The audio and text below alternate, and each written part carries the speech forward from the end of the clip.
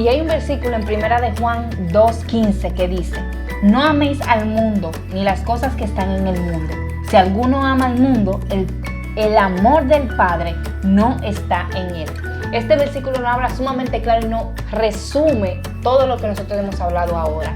Y es cómo nosotros debemos de comportarnos ante el mundo. O sea, si nosotros comenzamos a tener ese amor, esa necesidad del mundo, eso significa que el amor de Dios, que lo que Dios puso en nosotros simplemente se está yendo o lo estamos aplastando con esas necesidades supuestamente que el mundo nos ofrece, o con esas ofertas que el mundo nos ofrece, comienzan a opacar y comienzan a desplazar lo que ya Dios puso en nosotros.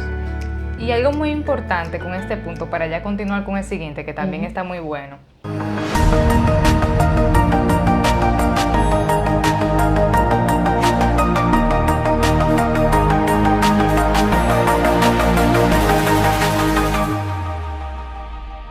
Muy bueno.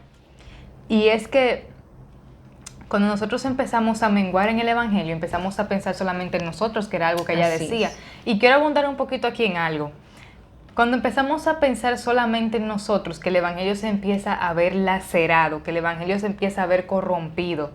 Y algo que ella decía, muy interesante también, y es que cuando nosotros empezamos a entrar en eso que es el pecado, cuando nosotros empezamos a apartarnos de Dios, cuando la luz de Dios empieza a menguar en nuestra vida y habita más lo secular en nuestra vida que Dios, empezamos a ver el famoso eso no es nada y empezamos a caminar en egoísmo. Cuando el pecado entra en nosotros nos volvemos egoístas, solamente pensamos en nosotros, no pensamos en lo que pensará el hermano, no pensamos en la investidura que Dios ha puesto, no pensamos en nada. Y eso es algo muy importante que tenemos que tomar en cuenta. Amén, así mismo es. Y el siguiente punto y último es un punto sumamente importante y que todos, no vamos a decir todos, sino que nosotros ignoramos mucho. Y es el de meritarnos. ¿Por qué viene dirían, wow, pero qué cambios? ¿Cómo que de meditarnos? Como que no me cabe mucho. Pero sí, ¿por qué? Porque vamos a ejemplificarlo cuando aceptamos a Cristo, cuando iniciamos en el Evangelio. Cuando iniciamos en el Evangelio, nosotros comenzamos a recibir absolutamente todo de Dios. Dios comienza a mostrarle qué le vamos a hacer, qué vamos a hacer en su presencia, lo que nosotros significamos para Él, lo que portamos de Él. El Señor comienza a mostrarnos, comienzan a profetizarnos acerca de eso. Y nosotros lo creemos y comenzamos a capacitarnos y comenzamos a caminar conforme a ello. Amén. Pero cuando nosotros estamos desfalleciendo en la fe, entonces comenzamos a dudar. Y cuando nosotros comenzamos a dudar, ya el enemigo tiene la batalla ganada. ¿Por qué? Porque absolutamente nadie va a hacer que tú confíes en ti. Absolutamente nadie va a hacer que tú creas y camines conforme a lo que Dios ya estableció en ti.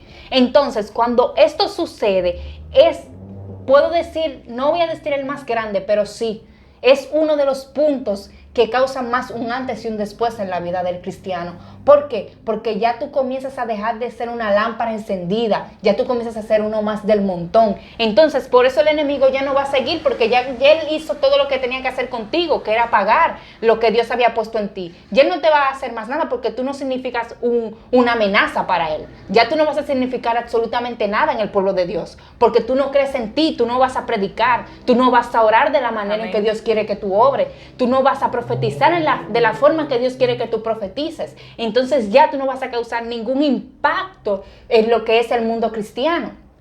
Y por eso tenemos que tener tanto cuidado con este punto. Y es de cuando nosotros comenzamos a percibir de wow, yo estoy dudando de lo que Dios puso en mí.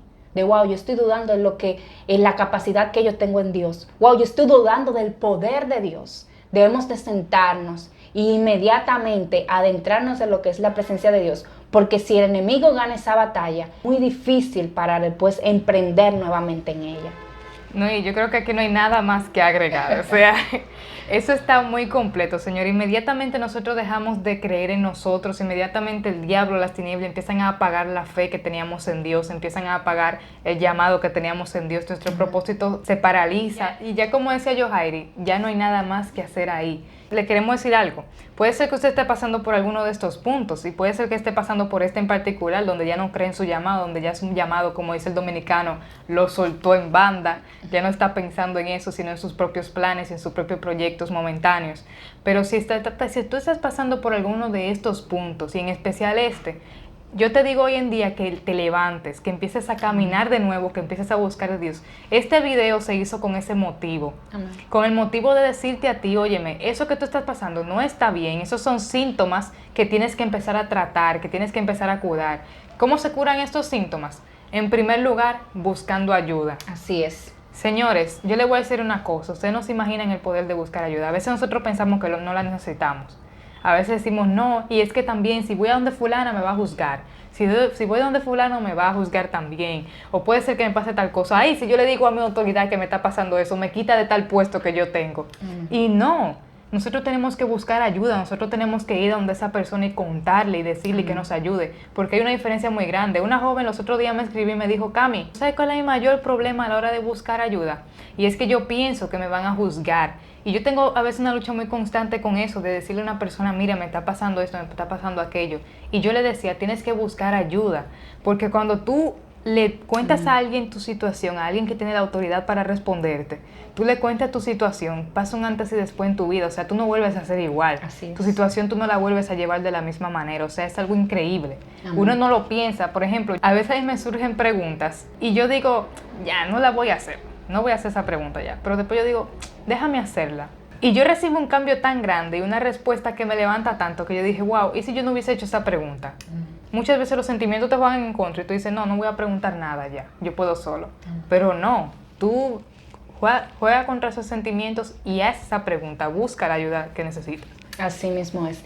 Y este video fue hecho para ti, para esas personas que ahora mismo, en este tiempo tan difícil, los están necesitando, de que muchas veces se hacen la pregunta, yo estoy descayendo en la fe, yo estoy caminando bien delante de la presencia de Dios. Este video te va a dar una pequeña referencia de cómo estás.